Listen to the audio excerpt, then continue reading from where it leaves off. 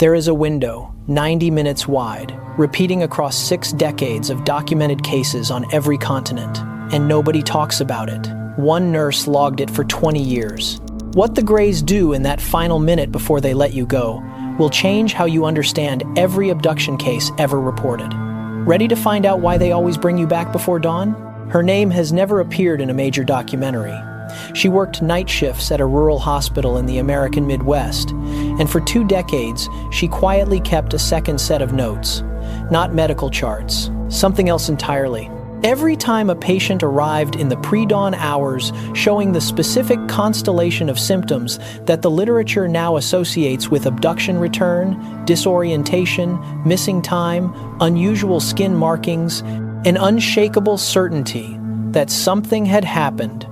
She wrote it down: date, time, physical condition, last conscious memory, 20 years, hundreds of entries, and the window kept repeating. The same narrow corridor before first light, case after case, with no connection between the individuals involved. Thomas Eddie Bullard, the folklorist who conducted the most rigorous comparative analysis of abduction testimony ever assembled, 300 cases, cross-referenced for structure, confirmed it. The return sequence is not random. It is repeatable. And it has been hiding in plain sight for longer than most researchers have been paying attention. What she found in that archive is only the beginning. Here is the specific claim. Across 6 decades of abduction testimony, the return to the physical world follows an identical 4-step sequence. Every time, retreat, gathering, final approach, sustained eye contact. That is the closing ritual. And it does not vary in any meaningful way, whether the case originates in rural Alabama in 1967 or a highway outside Snowflake, Arizona in 1975. Start with retreat. The Greys move away from the abductee, not suddenly, deliberately. Witnesses consistently describe a slow, measured withdrawal, as if the physical distance itself is part of a procedure. There is no scrambling, no urgency. The movement has the quality of something rehearsed. Raymond Fowler documented this phase in exhaustive detail during his years of regression work with Betty Andreasen Luca, and the language she used under hypnosis was precise. They stepped back in sequence, smallest to largest, the same order every time, then gathering. The entities regroup. Witnesses describe them orienting toward each other briefly, not communicating in any way the abductee can perceive, but clearly coordinating. Bullard noted this phase appearing in testimony from cases that had 0 contact with each other, filed across different decades, collected by different researchers. The gathering lasts seconds, then it ends. Final approach is the phase that unsettles people most when they first hear it described, because it moves toward the abductee, not away. After the retreat and the gathering, one entity, almost always described as taller or as the one who had been closest throughout the experience, comes back, closes the distance, stands within arm's reach. This is not a correction or a delay. It is part of the sequence. Betty Andreasen described this moment in her 1967 case with a specificity that Fowler found remarkable even after years of working with her testimony. The figure returned. It was expected. She did not feel afraid in that moment. She felt something closer to the end of a formal ceremony. And then the eye contact, sustained, unbroken.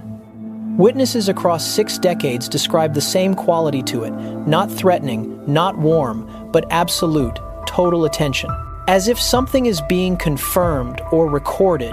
Travis Walton, whose 1,975 return in the Sitgreaves National Forest remains one of the most forensically examined cases in the literature, described being left on a highway outside Heber, Arizona in the pre-dawn hours.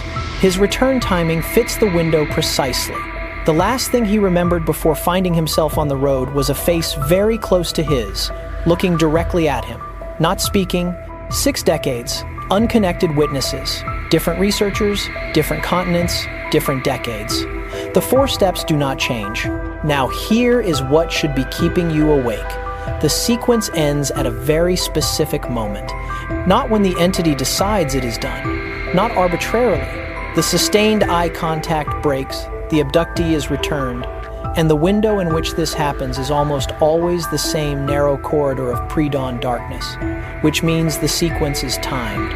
Whatever is happening in those 4 steps is calibrated to finish before something changes, before something in the environment shifts in a way that matters to whoever is running this procedure.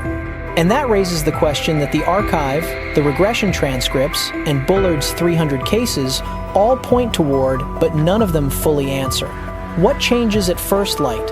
What is it about the dawn threshold that closes the window? Because the answer to that question does not just explain the timing. It explains the entire logic of why the return happens the way it does. And it is stranger than most people are prepared for. Here is the specific claim. Across documented abduction cases spanning more than 4 decades of field research, the return window clusters with striking consistency between 3 and 5 in the morning. Not sometimes, not in a handful of outliers. Case after case, continent after continent, the same pre-dawn corridor appears. That is not a pattern you can dismiss as coincidence. That is a signal. The corroboration starts close to home and then spreads outward. In North American cases cataloged through the late 1980s and 1990s, researchers noticed the timing anomaly early. Witnesses reported being returned to their beds in the hours just before first light, often with a specific sense that something had shifted in the quality of the darkness outside. Not full night, not dawn, that threshold hour where the sky is not quite either. Investigators initially treated it as anecdotal. Then the data from other regions started arriving. Witnesses across 4 continents reported the same window. Cases from Brazil, Australia, the United Kingdom, and South Africa, gathered independently by separate research groups with no coordinating contact, described return events concentrated in that same narrow band of time. 3 a.m. to 5 a.m. local time, regardless of season, regardless of latitude. The consistency forced researchers to take the timing seriously as a structural feature of these events, rather than a random artifact. David Jacobs, the Temple University historian who spent decades conducting regression-based interviews with abductees, made a pointed observation about this.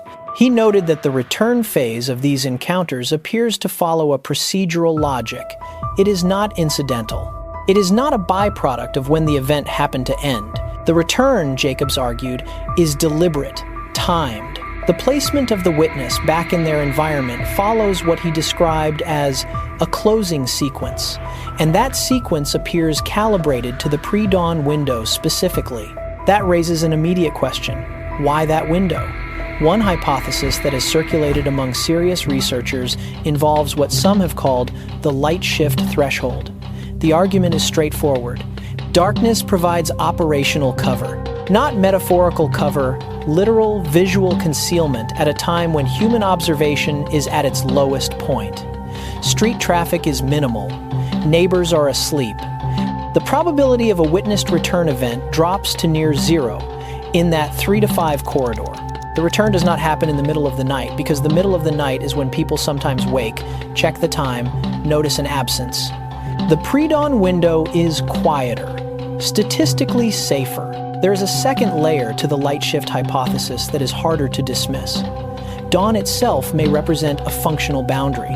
Several witnesses in the Harvard-affiliated study group described a sensation during return that they associated with urgency, a sense that something was closing, that time was contracting. Not their words translated into research language, their actual words recorded and transcribed. The feeling that the return had to happen before light arrived, not merely that it happened to arrive before light did. That distinction matters. One is coincidence, the other is design. The nurse's log, maintained across 20 years of documented cases, reflects this same timing concentration. Entry after entry records, return events in that pre-dawn corridor. When the logs are mapped chronologically, the clustering is not uniform across the night. It sharpens as the clock approaches 3 a.m. and holds through 5. After 5, returns become rare. After 6, they are almost absent from the record entirely. Whatever the window is, it closes at dawn, reliably, consistently, across 2 decades of documentation. So the timing alone is already strange. The cross-continental consistency is already difficult to explain away. But here is where this specific detail stops being merely interesting and starts being genuinely unsettling. The timing of the return is only half of what makes this pattern significant, because the other half involves what the witnesses remember, or more precisely, what they do not. The pre-dawn return is procedural. The memory suppression that accompanies it appears to be equally deliberate, and what that suppression conceals is the part that almost nobody talks about. Here is the specific claim. In the overwhelming majority of documented abduction cases, the final moment of the encounter, the last conscious memory before the witness finds themselves back in their bed, involves direct eye contact, and immediately following that eye contact, memory stops. Not fades, not blurs, stops. The recall blackout is not gradual. It is a threshold, and it is crossed in a single moment. This is not an inference drawn from vague impressions. It is drawn from structured interview data. Researchers conducting regression sessions with abductees noted a consistent pattern in the sequence of final memories. The witness could often recall being guided, moved, repositioned. They could describe the environment around them, losing definition, becoming less detailed. And then, at the very end of that sequence, eye contact, a direct, sustained gaze, and then nothing. The next memory is lying in bed, daylight beginning outside the window, or the room still dark, with no bridge between the two moments. The Harvard documentation on this is specific. John Mack's research group, working through the 1990s, recorded multiple cases in which abductees described returning to full consciousness in their beds with what they called a sensation of seconds lost. Not hours, seconds. The subjective experience was not of a long gap in memory. It was of a near seamless transition, as though the encounter had been edited out of their experience rather than simply forgotten. They were there, then they were here. The interval between did not feel long. It felt absent. That distinction is important. Standard memory loss following a traumatic or unusual event tends to produce a felt gap, a sense of time having passed that cannot be accounted for. What these witnesses described was different. The return felt immediate. The memory of the return was simply not there, and the absence did not announce itself the way a gap normally does. It had to be found through careful interview work, through the discrepancy between when they last remembered being somewhere else and when they next remembered being in bed. The seam was invisible until you looked for it. Then there is the 1 to 4%. In the documented case literature, a small subset of abductees, researchers estimate somewhere between 1 and 4% of those who report encounters describe resisting or disrupting the final stage of the sequence. The mechanism of that resistance varies. Some describe it as involuntary, a sudden physical response that broke the eye contact. Others describe a deliberate attempt to stay conscious, to hold on to awareness past the point where it normally collapsed. What this group reported, consistently, was that their clearest memories of the pre-dawn return came from exactly those moments of resistance. The closer they got to the dawn threshold while still conscious, the more detail they retained. The sky outside, the quality of the light, the specific sensation of being placed rather than simply appearing.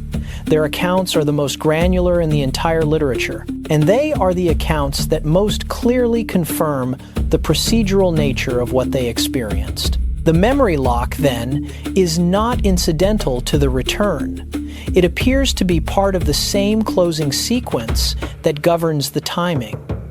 The pre-dawn window closes the external opportunity for observation. The memory suppression closes the internal record. Together they produce what the nurse's log captures only in fragments, events that happened, documented in real time, but experienced by the witnesses themselves as almost nothing at all. And that raises the question this section cannot fully answer. If the suppression works this cleanly, in the cases we have records of, the ones where the witness came back, woke up, eventually sought help or documentation, what does it look like in the cases where none of that happened? Because suppressed memory is one layer of this pattern, but there is another layer beneath it. And that layer involves the cases where the return did not complete, the ones that opened and never closed. Here is the specific claim. Within the broader body of documented abduction cases, there exists a quiet subset that shares a single defining characteristic. The cases open. They are reported, logged, assigned a file number, given an initial interview, and then they stop. No follow-up, no resolution, no record of the witness being reached again. The file simply sits there, unfinished, and the person attached to it disappears from every subsequent record. This is not a small administrative anomaly.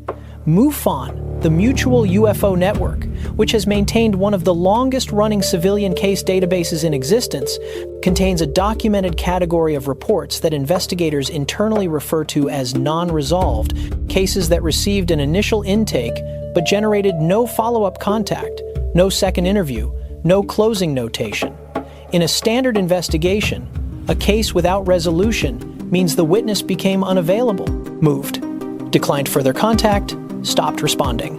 All of those explanations exist, and they account for many of the gaps. But within that category, there is a subset where the unavailability itself is unusual. Witnesses who were cooperative, who had provided detailed initial accounts, who had made clear they wanted to continue the documentation process, and who then simply were not there when the investigator called back. The Ariel school incident in Zimbabwe in 1994 provides one of the most extensively documented entry points into this pattern. 62 school children reported a close encounter during a morning recess. The event was witnessed collectively, corroborated by multiple independent accounts, and investigated by researchers including John Mack, who conducted personal interviews with the children and their teachers. The initial wave of documentation is substantial. What is less discussed is what happened in the years that followed. Several of the witnesses who had given the most detailed accounts, the ones whose testimony was most specific and most consistent, later went silent. Not hostile, not recanting, silent. Requests for follow-up interviews went unanswered. Attempts to locate certain witnesses for retrospective studies returned nothing.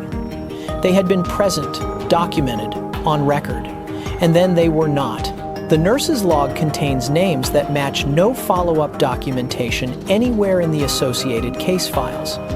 Across 20 years of meticulous entries, dates, times, descriptions, the kind of granular record-keeping that makes the log valuable precisely because of its consistency, certain names appear once and never again. Not because the log stops, the log continues. Other names recur across multiple entries, tracked across years of subsequent contact. But these specific names, attached to cases that by every internal marker should have generated continued documentation, appear in a single entry and then are absent from every record that follows. The nurse noted this herself. In the margins of several entries, there are brief annotations. Follow-up attempted, no response. Last known address unverified. The annotations stop after a certain point, as though the attempt itself was abandoned. This is not an argument that every unresolved case represents something sinister. Witnesses drop out of research programs for ordinary reasons constantly. People move. People decide they want to leave the experience behind them. People change their minds about participating. That is real, and it accounts for the majority of gaps in the literature. But the subset that does not fit that explanation is defined by something specific. These were not witnesses who faded out gradually. They were witnesses who were active, engaged, and then abruptly unreachable. The transition was not a drift. It was a stop. The pattern of return is real.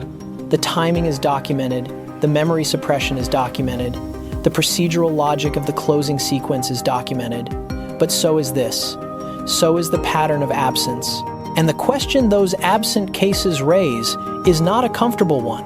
Because if the return is deliberate, if it is timed, procedural, designed, then what does it mean when the return does not happen? What does it mean when the file stays open and the person attached to it is simply gone? That question is where the pattern stops being a curiosity and starts being something else entirely.